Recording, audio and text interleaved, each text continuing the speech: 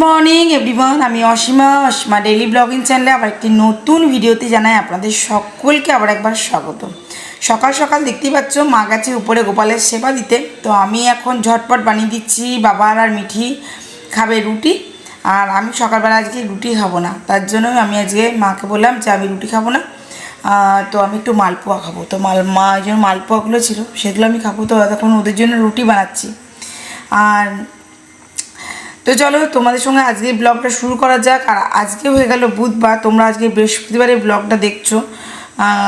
যদিও এখন রেগুলার তোমাদের সঙ্গে ব্লগ শেয়ার করতে পারছি না, কেন এখন আমি এখানে মা বাবার সঙ্গে বেশ ভালোই আছি, গল্প মজা হচ্ছে, তো সেরকম আর কি টাইমলি তোমাদের সঙ্গে ভিডিও শ্যুট করা হচ্ছে না।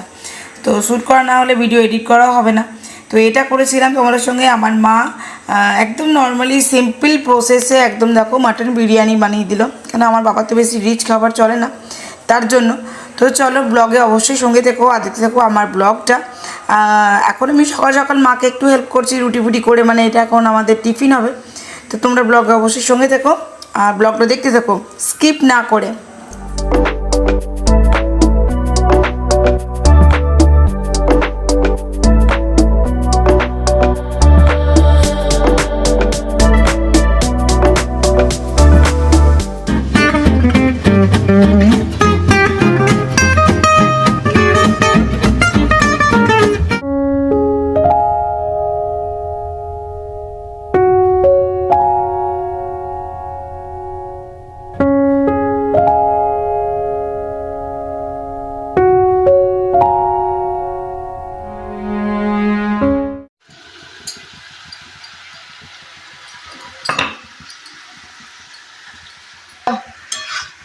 সবাইকে পেঁয়াজ একটু ছেড়ে দিলাম, তেল চিনি দিয়ে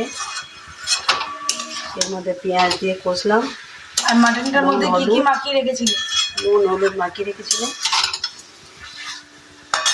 আজকে মা করছে মাটন বিরিয়ানি, তার জন্য এই সাইডে হাঁসের ডিমও সেদ্ধ হতে বসে গেছে, সঙ্গে হচ্ছে এদিকে মাটন।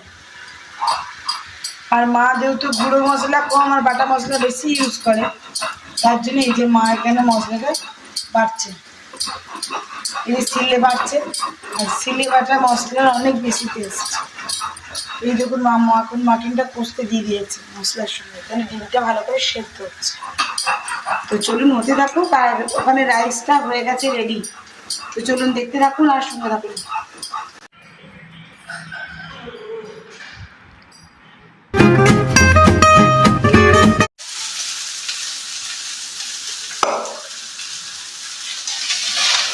এখানে মায়ের রাইস রেডি হয়ে গেছে, মা একটু ভাজা ভাজা করবে করে তুলে দিয়েছে আলাদা করে প্লেটে। এখানে মাটন কিছুটা আমি দিয়ে দিয়েছি, আর এখানে গ্রেভির সঙ্গে মাটন কিছুটা রেখে আছে, মা বানাবে এখন। আর এখানে বিরিয়ানি রেডি, আর এদিকে মিঠির লেগে গেছে ঠান্ডা। ওটা বলছে উড়ে আর সত্যি করে যাবি ওই ঘ্যাঁটা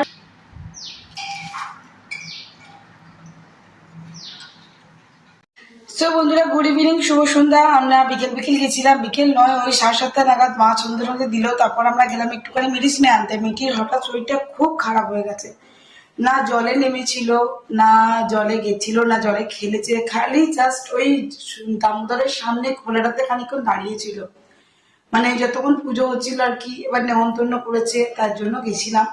এবার ঠাকুরের পুজো, আর আমি ছটমাকে একদম পিছুপা করতে পারিনি, তার জন্য আমি বিরিঙ্গি গেলাম না। আর আজকে আমার সকালবেলায় বিরিঙ্গি চলে যাবার কথা, মানে বিকালের বাসে আর কি।